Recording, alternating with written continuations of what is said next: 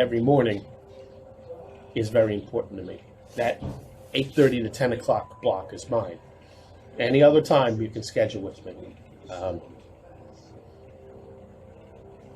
So I'll be happy to work with people, but like I said, I'm only going to take 3 or 4 more because I don't want any of the time to affect my current clients, my loyal clients who've been with me a long time. I don't know about other trainers, but when I'm your trainer 24/7. It's not just that 1 hour that I'm with you. I'm preparing things. I'm thinking of new things. I'm doing research. I'm sending it to you. I do a report card. Every week I send a summary, and then every month I do what I call Steve the Teacher's report card. So it's not, I'm not just putting in it's like a teacher doesn't just walk into the classroom and just teach off the top of their head, and then when the bell rings, forget about it. Although, honestly, I kind of did that towards the end because I was burnt out. So I don't want to take away from their time. That's the point of that. My own workouts. In 8 more days, I begin my new workout routine. I've been doing exclusively resistance band workouts since January 1st. I was doing it before, but I was doing it differently. So come July 3rd, which is a Monday, that's why it's not July 1st, I am going to begin what I call my hybrid workout. I'm reintroducing free weights, but I have a small little gym, and I can't load all of the equipment in that I need, so there will be some exercises that I will still need the bands for. So that's why I'm calling it my hybrid. And there's some exercises where I might be able to lift more than the weights that I have, so I'm going to attach bands to those exercises. There are also certain exercises like the squat. I have plenty of weight to do a squat, but by adding the bands to it, you're putting an additional resistance on the second part of the move. That's not there for the first part. When you're lowering yourself, the band has no effect. Excuse me. But when you do that startup, the band provides that extra resistance or kinetic energy. And that's good for strength, explosive power, which, by the way, is not necessarily my goal. I'm a very shallow-minded person. I'm only doing this to look good. I'm not trying to get stronger. I'm not even trying to feel better, believe it or not. I'm just trying to get that muscle growth, that physique that I want. Anything else is a welcome side effect. I mean, if I get stronger, great, but that's not my goal. Bodybuilders on the professional level, not anywhere near where I am, are probably the least healthy people in the world. They're not trying to improve their overall fitness. They're trying to win a competition. So I kind of have that mentality a little bit. I mean, not to that extreme, of course. So I'm looking forward to that.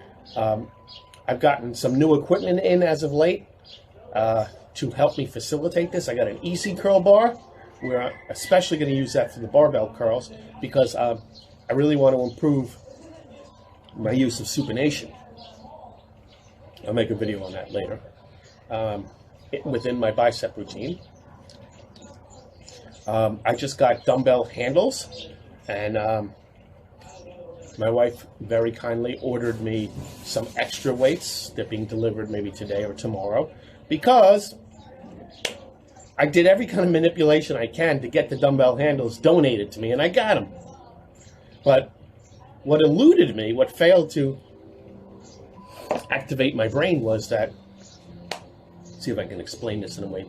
When you are loading weights on a barbell, you're loading it on 2 sides only. But when you're using 2 separate dumbbell handles, you're loading on 4 sides. So I have 50% of the weight that I need, unless everything I'm going to do is with 1 dumbbell. So that was kind of the frustrating part, that I tortured myself trying to figure out how to get these handles, and then when I got them, they were essentially useless. So needed to figure a way around that. And I was going to trade a set of resistance bands, a full set of 5 bands with all the accessories, to the local gym for some used 5-pound plates. And that would have been very good for me. But don't laugh at me. I'm a very sentimental guy, and I collect resistance bands. I don't want to give them away for any reason. Just like somebody would collect stamps or coins or action figures, I collect resistance bands. I don't know if you guys know strongman Brian Shaw, but he collects weightlifting equipment, and he has some very old stuff. And I'm not going to say my collection is anywhere near it, but I'm just saying that you can collect anything. And I didn't want to give away this set. I could easily replace it, but it's the set that I'm using for my feeder sets at night, and it's very hard to find the right set for that because you're using very lightweight. That'll be another video, my feeder sets. In fact, I already made one. You can go find it on my YouTube channel. But also, I'm kind of a hoarder with these things because I never know when it's going to turn out that I needed it, and then I'm going to go, I wish I didn't give it away. So, I'd rather just build my collection. So when my wife came to my rescue and said, okay, we can order it even though it's beyond our monthly budget, I was very grateful. And just as a postscript, it was cheaper to order it online where they send you a pair for less than the price of one if I purchased it locally. Now, it's a weight, so the shipping is going to be more expensive than normal, but even with the shipping, which they figure out in advance for you, it's only slightly over, and I'm talking about pennies, over the price of buying just one. You get 2, so that's a good thing to remember. I'm not in a hurry to get it, because I'm not going to start until a week from tomorrow. So, if it comes today, tomorrow, Tuesday, whatever. So I'm just putting all the pieces in place. What I'm going to do starting tomorrow night, in the evenings, I've worked out in the morning, I'm just going to go through run-throughs of my planned workout because I've spent a lot of time thinking about this. It looks perfect on paper. My goal is to lift as efficiently and effectively as possible. In order to do that, I have to cut out the movements, the excessive movements, and weight changes inherent with a home gym bench. Honestly, that's one of the reasons why I gave it up before doing the free weights, was because it took me too long to switch around, taking the plates on and off, moving the bar up and down, moving the seat up and down. So I've developed a strategic pattern in which the bars will never move during the course of an entire workout, except when I'm lifting them. And that was another reason, too, because I was draining my energy setting up, and there's only one of me, so I don't have anyone helping me. That power should have been used for my lifting, and instead it was drained during the setup. Now what I'm going to do is preset the weight of the first set the night before, and I've done that before, and it definitely, A, saves me time, B, saves me an excuse. Because I'm prone to say, you know what, it's just too much work, I'll skip it for today.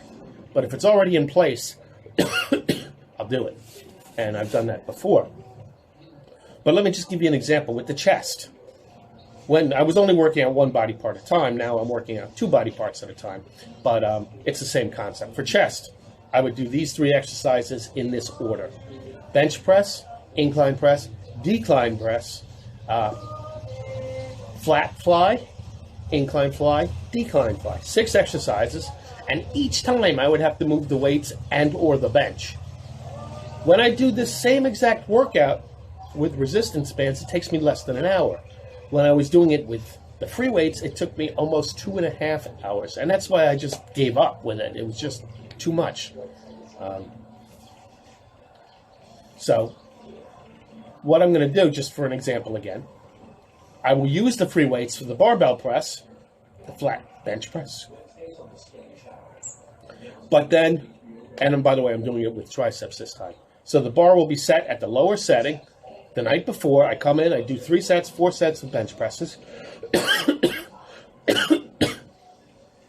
And then for the incline, I'll use the bands. For the flies, I'll use the bands. Then I'll switch to triceps, and I'm going to be doing close grip supersetting with skull crushers. I'll do the skull crushers first and follow it up with the... So it'll be one fluid. I don't even know if you can call it a superset because I'm not chained. I'm just going straight from one into the other. And to do that exercise, the bench will be at the same level that it was the first time I used the weight. After that, all of the tricep exercises will be done with the lateral attachment that I have for it. So again, the bar only, it didn't move at all if you don't include the night before. So that's what I've got figured out for all of my workouts. But I'm sure it looks beautiful on paper, but I'm sure that there are some mistakes. So that's why I'm going to do a walkthrough each night. I'll videotape it and just make sure that everything will be done. And since I'm not going to do it with any weights, I'm sure there are things that will turn up once I go to it, but I think it'll be within my realm to tweak it. I'm very good at tweaking on the fly, so hopefully that'll be it. So a lot of good things going on. Thanks for following me. If you're looking for a trainer, let me know. If you want books, if you want supplements, if you want resistance bands, I got it all. Stay positive, stay strong.